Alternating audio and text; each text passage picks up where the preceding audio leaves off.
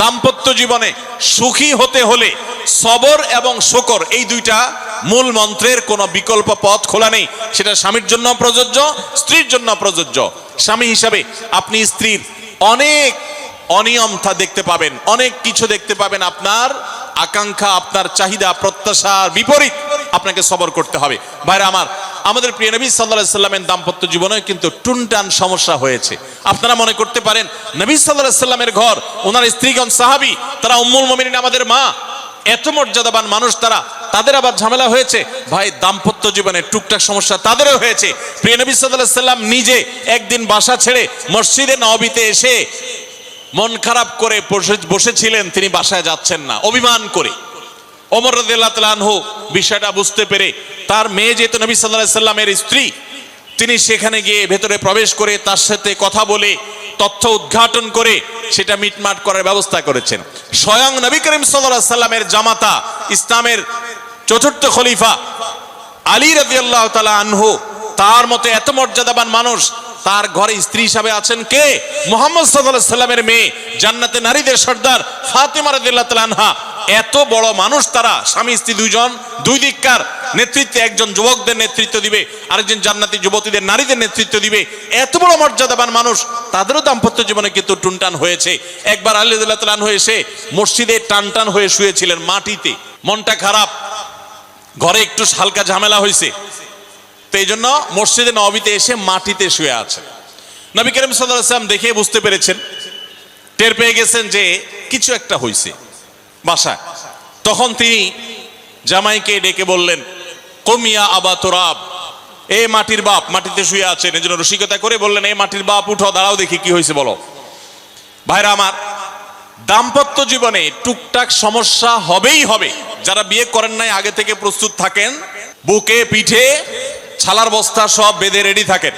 বিশেষ করে সময় যেভাবে গড়াচ্ছে, তাতে করে সামনে থেকে হেলমেট পরেও যাওয়া লাগতে পারে। শুধু যাওয়া না, বাসায় ঢোকার সময় বাইক থেকে নামার পর হেলমেটটা আগে খুলবেন না, আগে যা বুঝবেন পরিস্থিতি কি, তারপর হেলমেট খুলবেন। দাম্পত্য জীবনে টুকটাক সমস্যা হবেই, এটা প্রত্যাশিত।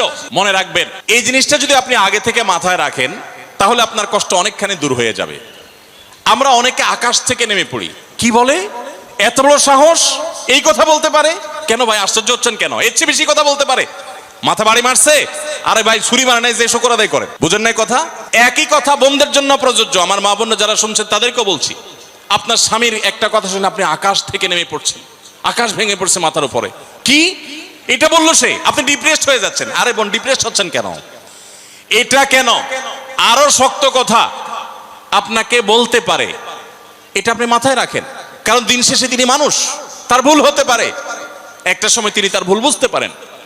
দাম্পত্য জীবনে যদি স্বামী স্ত্রী উভয়ে যদি ধৈর্যশীল না হয়, সবরকারী না হয়, হুটহাট রিয়াকশন করে ফেলে, কখনো দাম্পত্য জীবনে সুখী হওয়া সম্ভব নয়।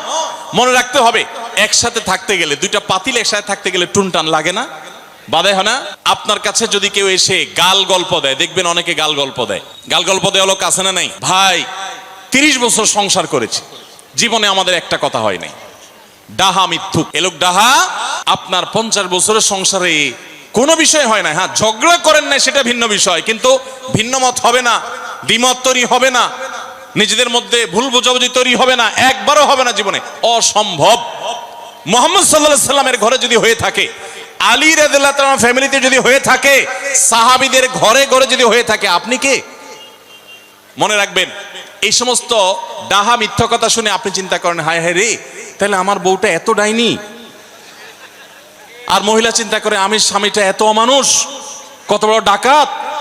দেখো, তার স্বামী স্ত্রী জীবনে কোনো কথা হয় না, আর আমার স্বামী ডেইলি একবার মা বাপ তুলে না গালি গালাজ করলে তার বাটার পেটে ব্যথা হজম হয় না। এই সমস্যাগুলো আছে না নাই? ভাইরা আমার,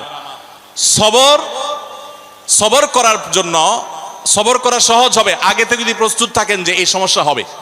আশরাফ আলী থানভী রাহমাতুল্লাহর নাম শুনছেন আপনারা? ভারত উপমহাদেশের এমন একজন আলেম ছিলেন, খুব বিচক্ষণ মানুষ ছিলেন, অনেক বিদগ্ধ মানুষ ছিলেন, অনেক বড় আল্লাহওয়ালা ছিলেন, নেককার মানুষ ছিলেন।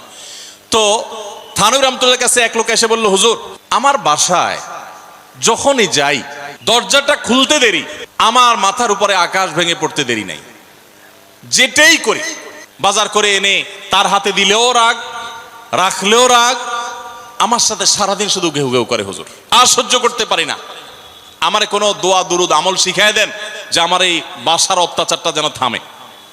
তো থানিম রহমতুল্লাহ বললেন যে শোনো, তোমার একটা বুদ্ধি শিখাই দেই, দোয়া দুরুদ না। বুদ্ধি হলো, এখন থেকে বাসায় গিয়ে দরজা নক করবা, যে নক করার আগে 1 মিনিটের মোরাকাবা করবা। কি করবা? মোরাকাবা বুঝেন? ধ্যান। ধ্যান কি ধ্যান করবা? দরজা যায় থামবা, থেমে চোখ বন্ধ করে মাথাটা নিচু করে চিন্তা করবা, আমার ঘরের ভিতরে একটা কুকুর আছে, আর কুকুর মানুষ দেখলে কি করবে? ঘেউ ঘেউ করবে। অতএব এটাতে আমার রাগ হওয়ার তো কিছু নাই, কুকুর কেন ঘেউ ঘেউ করছে এটা জিজ্ঞেস করার তো আরেক বোকামি। অতএব এটা আমি মাথায় কিছু নেব না, ইগনোর করব। কুকুর থাকলে কুকুর তো ঘেউ ঘেউ করবেই, এটা চিন্তা করে এরপরে বিসমিল্লাহ পড়ে নক করবা। তো এই বুদ্ধি অনুযায়ী পরের দিন আসছে বাসা, আগে 1 মিনিট মোরাকাবা করছে, এরপরে দরজা নক করছে। যথারীতি দরজা খোলার পরেই শুরু হয়ে গেছে যুদ্ধ, ইউক্রেন রাশিয়া। যুদ্ধ শুরু হয়ে যাওয়ার পর এই লোক অন্যান্য দিন সেও টুকটাক রিয়াকশন করে, হাতাহাতি বকাবকি, দুই পক্ষ থেকে টুকটাক হামলা পাল্টা হামলা হইতো, কিন্তু আজকে সেই লোকটা আর হামলা টামলা তার করা দূরের কথা, উল্টা সে মিটমিট করে হাসতেছে এবং একটা পর্যায়ে আর নিয়ন্ত্রণ করতে না পারে ফিক করে হাসেই দিচ্ছে। এবার বউ চিন্তা করতেছে কাহিনী কি, কারণ যারা ঝগড়া করে তাদের সাথে পাল্টা ঝগড়া না করলেও কিন্তু মেজাজ গরম হয়। কদিন আগে শুনছেন না পত্রিকা যে এক মহিলা স্বামীরে ডিভোর্স দিছে, কেন? কারণ স্বামী ঝগড়া করে না। কদিন আগে পত্রিকা দেখছেন। এই মহিলা যখন দেখছে স্বামী হাইসা দিছে, সে এবার ঝগড়া টগড়া থামায়া বলতেছে, ঠান্ডা মাথা বলতেছে, কাহিনী কি বলো তো, তুমি হাসতেছো কেন? বল না না কিছু না কিছু না, সে তো বলবে না। স্বামী মনে করছে হয়তো অন্য কোনো কাহিনী আছে, কোনোভাবে উদ্ধার করতে পারে নাই। পরের দিন আবার সেম কাহিনী, আবারও হেসে দিচ্ছে। মহিলা চিন্তা করছে ব্যাপার কি, বলে না আজকে তো তোমার একদিন কি আমার একদিন, বলতেই হবে তোমার, কেন তুমি হাসতেছো? আমার ঝগড়ার বিনিময়ে তুমি ঝগড়া না করে হাসতেছো, অপমান করতেছো, আমার ঝগড়ার কোনো দাম নাই, আমি কি কথা বলতেছি না, এগুলো কোনো মূল্য নাই। যখন চেতে যাচ্ছে এবার বলতেছে, শোনো তুমি যেহেতু জোরই করতেছো, তাইলে আমি বলি, আমি গেছি এক হুজুরের কাছে, হুজুর আমার এই বুদ্ধি শিখাই দিছে, আমি সে বুদ্ধি অনুযায়ী চিন্তা করি, এখন আমি চোখের সামনে যখন চিন্তা করি যে কুকুর গেউ করতেছে, আমার হাসি আসে। তখন বউ চিন্তা করে, কি বললা তুমি? তাহলে তুমি এই মনে করো আমারে? এবার থেকে বেচারে ঝগড়া করার আগেই তার থেমে যায়, চিন্তা করে হায় হায়, আমি ঝগড়া করলে তো সে মনে মনে আমার ওইটা চিন্তা করবে। বুঝতে পারছেন? দাম্পত্য জীবনে একটু বুদ্ধিশুদ্ধি করে না চললে, শুধুমাত্র সোজা হয়ে দোয়া দুরুদ পড়বেন আর সব সোজা হয়ে যাবে, শুয়ের মতো, এত সোজা না। একটু বুদ্ধিশুদ্ধি খাটায় চলতে হয় এবং সবর করতে হয়। এই যে ভদ্রলোক যদি সবর না করতেন, তাহলে মারামারি কাটাকাটি করে কখনো সমাধান হয় না। স্বামী স্ত্রী উভয়কেই আমরা এই যে ঘটনা বলেছি, এই ঘটনার মাধ্যমে কাউকে ছোট করা উদ্দেশ্য না, জাস্ট বোঝানো উদ্দেশ্য। এটা বিপরীত দিক থেকেও হতে পারে যে আমরা সবর করতে হবে দাম্পত্য জীবনে।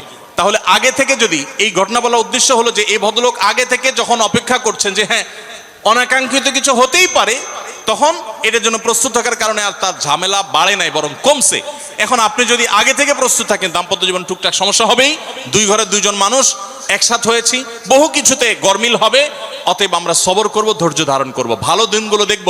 প্রিয় নবী সাল্লাল্লাহু আলাইহি সাল্লাম বলেছেন, তুমি তোমার স্ত্রীর কোনো কিছু দেখে যদি রাগান্বিত হও, তুমি তোমার স্বামী, আপনার স্বামীটা হয়তো অমানুষ, সে আপনাকে গালিগালাজ করে কিন্তু চরিত্রহীন না।